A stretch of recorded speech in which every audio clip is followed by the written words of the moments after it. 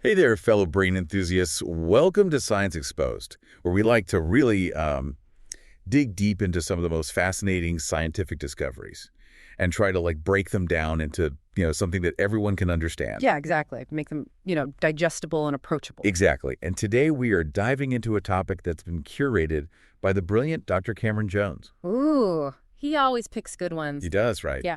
Today it's all about predictive coding. Okay. Yeah. Yeah, have you heard much about this? I have. It's fascinating. It's essentially about how our brains are constantly making predictions. Wow. Not just reacting to the world around us, but actively trying to figure out what's going to happen next. So it's like our brains are kind of like these little fortune tellers, Uh-huh. always trying to guess the future. That's a great way to put it, yeah. But how does that even work? I mean, how do they know? So for a long time, scientists thought that the brain was mainly about what we call bottom-up processing, Okay. taking in sensory information piece by piece and then assembling it like a puzzle. Okay, so we're building a Lego set, following the instructions step by step. Exactly. But predictive coding kind of flips that idea on its head. It suggests that our brains actually work more like a sketch artist. Oh, okay. They start with a rough outline, a prediction, and then use the sensory information to refine that prediction, filling in the details as they go. So instead of just passively observing, our brains are actively creating a picture of the world based on their best guesses. Yeah, that's a really good way to think about it. That's amazing. It is, and it's surprisingly efficient. Think about this for a second. Imagine trying to read a sentence where all the letters are jumbled up. Ooh, that would give me a headache. It would be much harder, Yeah. right? You wouldn't have those predictions about which letters are likely to come next. Right. But in a normal sentence, your brain's already anticipating what that next letter is going to be, making reading much smoother. So it's like our brains are like super fast autocomplete systems, always filling in the blanks. Yeah, I like that analogy. But how do they come up with those initial predictions in the first place? Okay, so that's where things get really interesting. Our brains use something called Bayesian inference, Okay. which is a fancy way of saying that they're constantly weighing the probability of different outcomes based on prior experience. So our brains are like little statisticians, always calculating the odds. Precisely. They're holding multiple beliefs at once, each with a certain probability attached to it, and as new information comes in, those probabilities shift. Okay, so like a seesaw tipping back and forth. Yeah, exactly. So the more we experience something, the stronger that prediction becomes. Right, so if you always keep your keys in your right pocket, Yeah, your brain's going to predict that they'll be there the next time you reach for them. makes sense. And that's just one example. Our brains are making these kinds of predictions all the time about everything. Wow, so we're really living in a world that's partially shaped by our own predictions. We are. That's wild. But how does this all tie into predicting someone's actions? So there's a whole network in our brains that is dedicated to understanding and predicting actions. Oh, wow. It's called the Action Observation Network, or AON for short. AON, okay, I've heard of that. And isn't that where those famous mirror neurons come into play? Yes. Ones that fire both when we do something and when we see someone else doing the same thing. Exactly. Mirror neurons are like the building blocks of the AON. They provide a way for our brains to map someone else's actions onto our own motor system. So it's like our brains are doing a little internal rehearsal of the action we're watching. Exactly. And that rehearsal allows us to understand the action and even anticipate what's going to happen next. So walk me through how this prediction actually unfolds in the brain, like step by step. Let's say I'm watching someone reach for a glass of water. Okay, so as you're watching that person reach your premotor cortex, which is the part of your brain that's involved in planning your own movements, Okay. it generates a prediction. It basically says they're going to grasp the glass. And then that prediction is sent back to my visual areas, the parts of my brain that process what I'm seeing. Right, and here's the amazing part. If the prediction is correct and the person does grasp the glass, Yeah. the activity in your visual areas actually decreases. Really? It's like your brain is saying, yep, I knew that was coming.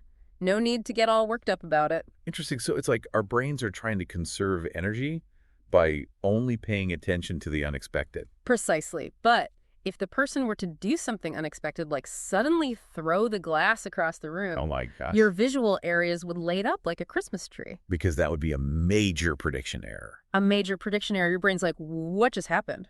Right. It'd be scrambling to make sense of it. Exactly. That burst of activity signals to the brain that its prediction was wrong and it needs to update its model of what's going on. This is so cool. So We're literally seeing the brain's prediction machine at work. We are. And scientists have done tons of research to back this up. Oh, yeah, a ton. They can actually see these predictions happening in the brain using techniques like fMRI. Exactly. Really? So they can tell when our brains are making accurate predictions versus when they're surprised. They can. In one study, researchers showed people videos of very predictable actions, like someone making a sandwich. Okay. And then they scrambled those actions up, making them unpredictable. So in the predictable videos, the brain could easily guess what was coming next. Right. But in the scrambled videos, it was constantly thrown off guard. Exactly. And what they found was that when people watched the predictable videos, there was increased activity in the deeper layers of the parietal lobe, which is part of that action observation network. So the brain was sending more predictive signals when it knew what was coming. Exactly. And even more fascinating, the activity in the visual areas actually decreased when the actions were predictable. Oh, wow. It's like the brain was saying, I got this, no need to overwork the visual system. It's incredible how our brains are constantly trying to optimize their performance, even when it comes to something as seemingly simple as watching someone make a sandwich. It's all about efficiency, and this predictive power isn't just limited to everyday actions. Researchers have found that expert athletes, for example, can predict actions much better than novices. Oh, that makes sense. Like a professional tennis player would be able to predict where the ball is going to land based on their years of experience. Exactly.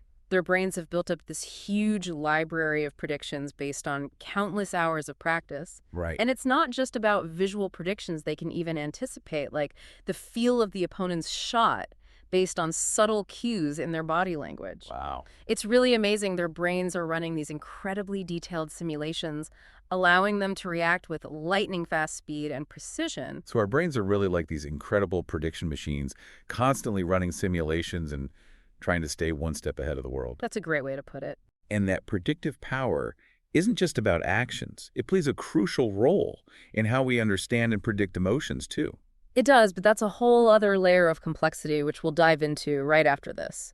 Predicting emotions. You know, it's like trying to read someone's mind. Right. But we're using their, facial expressions and their tone of voice and their body language. Yeah, like our brains are playing emotional detective, Exact. piecing together all these little signals to try to figure out what's going on there. Yeah, and just like with actions, our brains use that prior experience to make those predictions.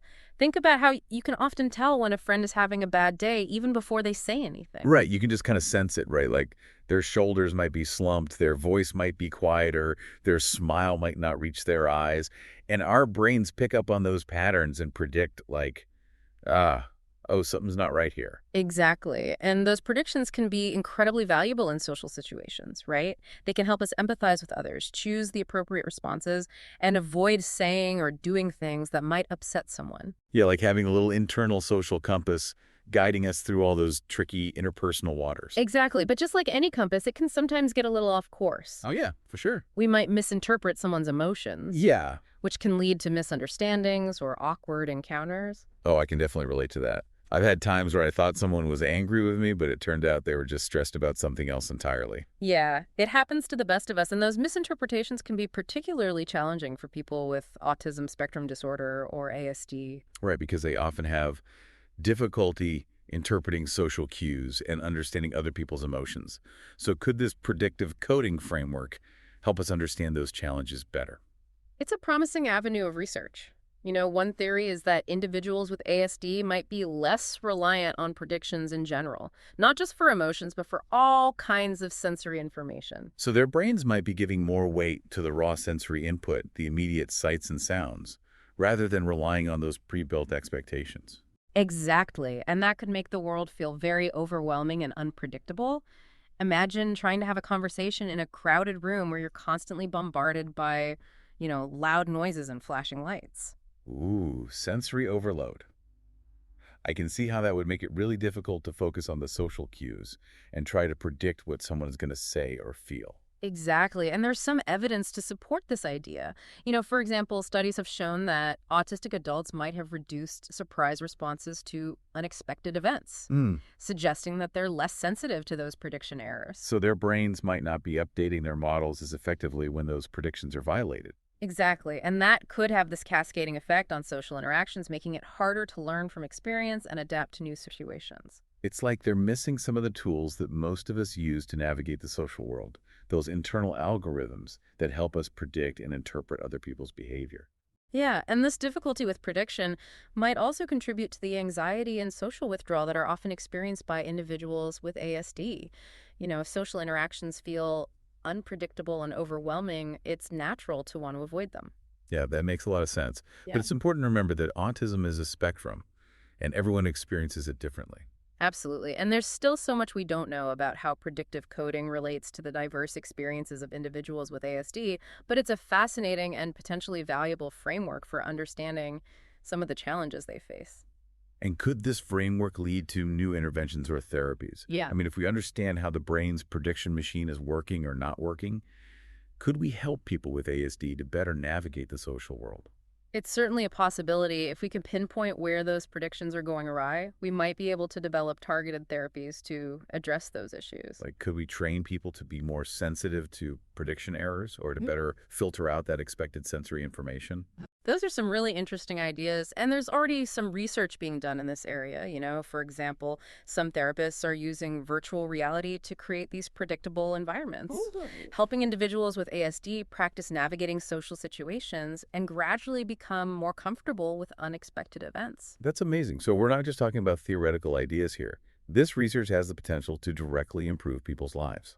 Absolutely. And that's one of the most rewarding aspects of this work. We're not just exploring the inner workings of the brain for the sake of curiosity or seeking to understand these mechanisms so we can help people live happier and healthier lives. It's truly inspiring to think about the potential impact of this research.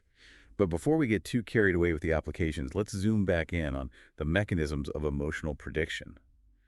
How are our brains actually able to predict what someone else is going to feel? Well, one of the key players is a brain region we've already mentioned, the anterior cingulate cortex, or ACC.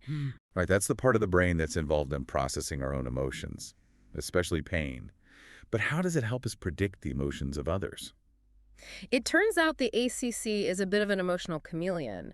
It not only responds to our own emotions, but it also becomes active when we observe someone else experiencing those same emotions.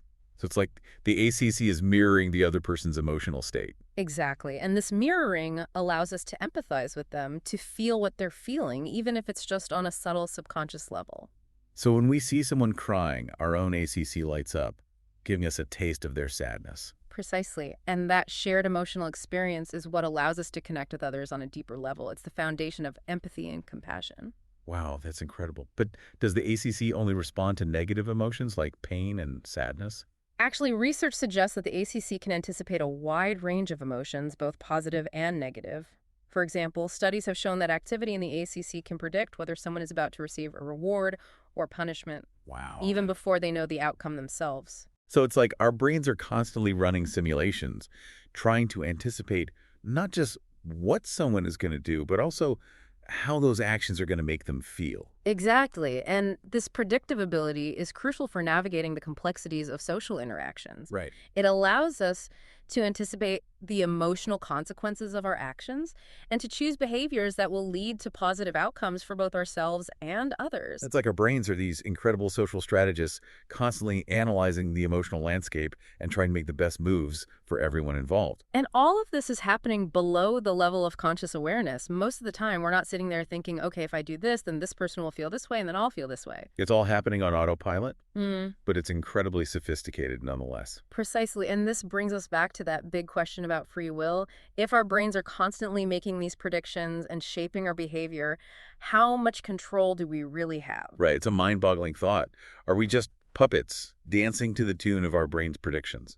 Well, it's not quite that simple. While our brains are certainly powerful prediction machines, we also have the capacity for conscious awareness and deliberate decision-making. Hmm. We can step back, reflect on our predictions, and choose a different course of action if we want to. So it's like a delicate dance between our brain's predictions and our own conscious intentions. Exactly. And that dance is what makes human behavior so complex and fascinating. This has been an incredible journey into the world of predictive coding. It has. We've explored how our brains anticipate actions, emotions, and even delve into the complexities of the social world. Yeah, and we've only just scratched the surface. There's so much more to learn about this fascinating framework and its implications for understanding the human brain.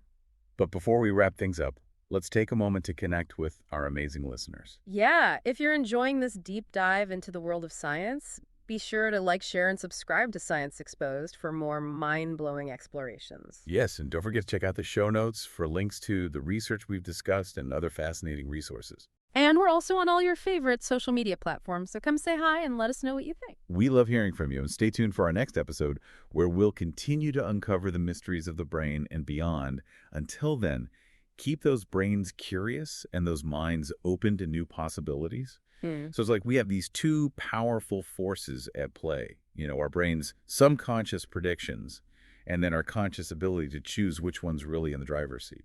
That's a question that has puzzled philosophers and scientists for ages. It's like the classic chicken or the egg dilemma. It does make you wonder if our brains are already kind of predicting our actions. Does that mean our choices are predetermined? Well, the predictive coding framework doesn't necessarily negate free will. It just suggests that our conscious choices are influenced by a lot of subconscious processing that's happening behind the scenes. So it's not like we're just robots blindly following our brain's predictions. Not at all. We have the ability to reflect on those predictions, way different options, and to ultimately make choices that align with our values and goals. So it's more like our brains are providing us with a set of possibilities, and our conscious mind gets to choose which path to take. That's a great way to think about it. Yeah, it's like our brains are constantly running simulations, exploring different scenarios, and predicting the most likely outcomes. But we're not bound by those predictions. We still have the power to override them, to say thanks for the input, brain. But I'm going to go with my gut on this one. Exactly. And that's what makes human behavior so fascinating and unpredictable. We're not just reacting to the world around us, we're actively shaping it with our choices. This whole concept of predictive coding has really opened my eyes to the incredible complexity of the human brain. It really is humbling. It is. It makes you wonder what other secrets the brain is holding, just waiting to be uncovered. Absolutely. But every new discovery brings us closer to unraveling those mysteries and gaining a deeper understanding of what it means to be human. Well, folks, we've journeyed deep into the fascinating realm of predictive coding today. We explored how our brains anticipate the world and even pondered the big questions about free will and consciousness. Big questions indeed. And we've seen how this framework can shed light on complex social behaviors, provide insights into conditions like autism, and even challenge our fundamental understanding of what it means to be human. Really gets you thinking. It does. And as always, we want to give a huge shout out to Dr. Cameron Jones for curating this mind-blowing topic for Science Exposed. A great pick as always. If you're as captivated by the wonders of science as we are, don't forget to like, share, and subscribe to Science Exposed for more incredible deep dives into the latest scientific discoveries. And be sure to check out the show notes for links to all the research we discussed today, plus some bonus resources to keep your brain buzzing. We're also on all your favorite social media platforms, so come say hi and join the conversation. We love connecting with our fellow science enthusiasts. We do. Until next time, keep those brains predicting and those minds wide open to the endless possibilities of the universe.